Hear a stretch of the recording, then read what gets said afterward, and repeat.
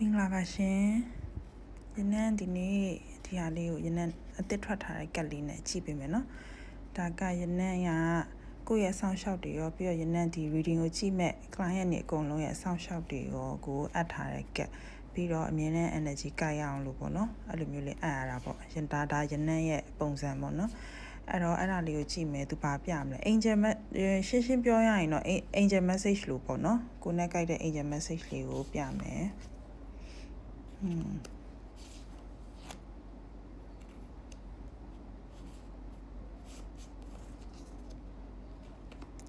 ဲ့တော့ဘာဖြစ်လဲဆိုတော့ဒီမှာကလေကိုယ့်ရဲ့အပြောဆိုတွေဆင်ခြင်ဖို့နဲ့ကိုယ့်ရဲ့ဂုဏ်သတင်းတွေကိုကြားဖို့ရှိတယ်ဂုဏ်သတင်းကသူတို့ကဘလို့ပြောတဲ့သဘောလဲဆိုတော့ဂုံသတင်းတွေကိုသူကမကောင်းတာလေးလားအတင်းလားမသိဘူးနည်းပပပြောရင်းနဲ့ကိုယ်ဂုံသတင်းကတဖြည်းဖြည်းနဲ့ကြော်ကြားလာမဲ့ပုံစံမျိုးရှိတယ်အကောင်းနဲ့အဆိုးလိုပုံစံမျိုးပေါ့နော်အဲ့လိုမျိုးလေးဖြစ်လာဖို့ရှိရယ်ပြီးတဲ့ခါကျတော့ကိုယ့်ရဲ့သတင်းအသစ်တွေလည်းကြားရမယ်သတင်းအသစ်ဆိုတော့ကိုယ့်ရဲ့စွမ်းဆောင်နိုင်မှုကိုယ့်ရဲ့တစ်ဖက်လူမှာကိုခုမေးတဲ့လူကလေတခြားနောက်ကိုကိစ္စထက်တခြားလူကိစ္စကိုစိတ်ဝင်စားနေရတယ်များတယ်ကိုယ့်ရဲ့တစ်ဖက်လူကိုစိတ်ဝင်စားနေရများတဲ့ခါကျသူ့ရဲ့နားထဲမှာဘယ်လိုဖြစ်မလဲဆိုတော့ကိုယ့်ရဲ့သတင်းတွေမှုေးနေမယ်ကောင်းတဲ့အကြောင်းတွေပဲကြားမယ်ပြီးတဲ့ခါကျတော့သူအဆင်ပြေတယ်ထင်တာထက်ပိုပြီးတော့အောင်မြင်နေတတ်တယ်ကိုယ့်ဟာကိုယ်သာဒီဘက်ကဘယ်လိုဖြစ်နော်ကိုယ့်ကိုယ်တော့ဒီဘက်ကဘယ်လိုဖြစ်သူ့နားထဲမှာတစ်ဖက်လူရဲ့ကြားထဲမှာအခုကိုတွေးလိုက်တဲ့လူကကိုယ့်ရဲ့အဝေးရောက်နေတဲ့မိဘနေနေကိုယ့်ရဲ့ချစ်သူနေနေရီးစားနေနေအိမ်အောင်ဘက်နေနေပေါ့နော်ဒီမှာသူတို့ရဲ့နားထဲမှာကသူတို့ရဲ့မြင်နေတဲ့ပုံစံကသူတို့ရဲ့ပတ်ဝန်းကျင်မှာကကိုယ့်သတင်းကမှုီးနေတယ်ကောင်းနေတယ်ပြီးတော့ကောင်းမွန်လည်းနေရတယ်အဆင်တန်းမြင့်ရှိနေတယ်ဖုံးကန်နေလည်းကြီးမားပြီးတော့တိတက်တဲ့လူပြီးတော့သူတို့အရန်နားလည်ပေးတဲ့လူသူတို့ကိုအမြဲတမ်းအရင်တော့ဘလောက်ပဲနေနေအခုတော့တိတက်သွားအရင်တော့ဆိုးတဲ့ပုံစံလေးပေါက်တယ်နော်အရင်တော့ဆိုးတဲ့ပုံစံလေးရှိရဒါပေမဲ့အခုကျတော့လူကြီးမိဘတွေကိုလည်းတိတက်တယ်ပြီးတဲ့ခါကျတော့ကိုယ့်ရဲ့အပူတွေကိုအမှန်ကကိုကြောင့်မလို့ဒီလိုသတင်းတွေကမွေးတာဘာဖြစ်လို့လဲဆိုတော့ကိုယ့်ရဲ့အပူကိုယ့်ရဲ့ကိစ္စတွေကိုယ့်ရဲ့ပြဿနာတွေကိုကိုကလေရင်ကုန်နှုတ်ပိတ်နေလိုက်တာဒါမှမဟုတ်ရင်လည်းဒီလိုတာရော့တွေမေးတာဖြစ်တခြားကိစ္စတွေနဲ့ပဲစိတ်ကိုဖြေချလိုက်တဲ့သဘောမျိုးအဲ့လိုအိမ်ကလူတွေကလည်းပြောလို့လည်းမရဘူးတစ်ဖက်လူကလည်းကိုပြောရင်နားမလဲဘူးနားမထောင်ကိုချင်းမစပေးဘူးဆိုတော့ကိုတော်ရုံမပြောတော့ဘူးအဲ့တော့စာအရန်တက်သွားတဲ့လူတွေအတွက် reading လို့ပဲထင်ပါတယ်အဲ့တော့တစ်ဖက်လူဆိုတော့သမီးစားတဲ့အိမ်အောင်ဘက်တွေလည်းပါတဲ့ပုံစံမျိုးလေးတွေ့ရတယ်နော်အခြေရေးတွေလည်းပါတယ်အခြေရေးတွေလည်းကောင်းတယ်ပြီးတော့အခြေရေးအတွက်တီးတန့်တကတ်ထပ်ဆွဲလိုက်မယ်နော်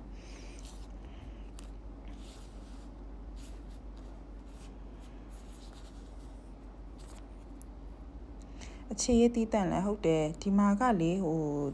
ဒီမှာပြထားတာပန်းနေတို့ရေမွေးတွေတို့ကအရန်ပါတဲ့ခါကြတော့လေဘလို့ဖြစ်လဲဆိုတော့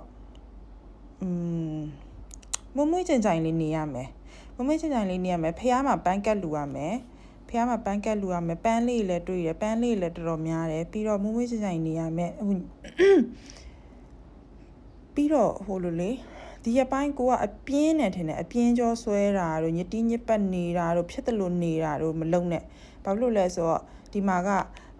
ဖះရှိခိုးအမျှဝေတဲ့ကိစ္စလည်းတွေ့တယ်ဖះရှိခိုးအမျှဝေတဲ့တာလူတွေခေါ်တယ်ဆိုရင်အဲ့လိုမလုတ်ခင်မှာကိုကမှုေးကြိုင်နေတဲ့ပတ်ဝန်းကျင်အရင်လုတ်ပြီးကိုတိုင်းမှုေးနေအောင်လို့ရေမချိုးချင်ဘူးဆိုရင်တော့မှဖះရှိခိုးခံဒီတက်ရက်နေတာတော့တန်ရှင်းလုတ်တာတို့ခြေလက်ဆေးတာတို့အဲ့လိုမျိုးလေးတော့လုတ်ရမယ်နော်အဲ့လိုမျိုးလေးလုတ်ပြီးမှဖះရှိခိုးအမျှဝေအဲ့လိုမျိုးလေးလုတ်ရမယ်တဲ့အဲ့တော့ဒီမှာမြင်တာတွေကတော့အကုန်လုံးကိုကောင်းပါတယ် perfect ဖြစ်ပါတယ်နေတတ်ထိုင်တတ်သွားတယ်ဒါပေမဲ့တခုတော့ရှိရစိတ်ကလေဘယ်သူမှရင်မဖွင့်တဲ့ခါကြတော့ကိုယ်စိတ်ကိုဖះတရားနဲ့ဖြေတယ်ဆိုလဲနီးလန်းမှန်နဲ့ဖြေလို့ရတယ်ပြီးတော့ဒီလိုမျိုးဘေးဒင်းနေမေးတယ်ဆိုတော့ရနက်ကိုမေးတယ်လို့ပြောတာထက်ဘေးဒင်းနေမေးတယ်ရတရားတွေမေးတယ်အဲ့လိုမျိုးပေါ့နော်အဲ့ဒါလေးနဲ့ကိုယ်စိတ်ကိုဖြေပြီးတော့အဆင်ပြေဆုံးဘဝမှာနေထိုင်နေရလို့မြင်တယ်ကိုနိုင်ပြီးတော့ဘသူအားကိုမှမပါပဲနဲ့ strong woman နေ strong man နေလို့လည်းတွေ့တယ်เนาะအဲ့တော့ရှေ့လျှောက်အဆင်ပြေဖို့လည်းရှိတယ်လုပ်ငန်းတွေလည်းအကျိုးပေးတယ်လုပ်ငန်းနဲ့ပတ်သက်ပြီးမပြောရသေးဘူးเนาะလုပ်ငန်းတွေလည်းအကျိုးပေးတယ်အောင်မြင်ဖြစ်ထွန်းတယ်ကိုယ်ကိုမနာလိုတဲ့လူတွေကစကိုယ်ကိုအားကြရတဲ့အခြေအနေမျိုးရောက်လာရရပ်ပိုင်းအတွင်းပေါ့เนาะရပ်ပိုင်းအတွင်းဆို9ရက်ကနေ14ရက်အတွင်းတိတိကျကျပြောင်းလဲသွားလိမ့်မယ်လို့မြင်တယ် အဲ့တော့ခါကြတော့